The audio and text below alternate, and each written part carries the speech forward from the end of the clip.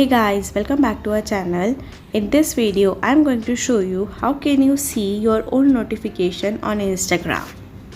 For that, open your Instagram account, click on the heart like button or option which is shown on the very right side top.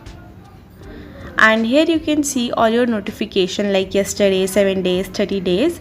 Others, you have to just scroll all the way down until you see your last notification. You can see that your last notification is 11 weeks ago.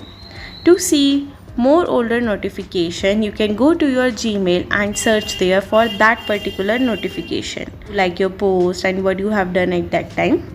So in this way you can see your own notification, but make sure if that notification is not available on your Gmail, you can't see it. So that's all for this video. I hope this video helped you.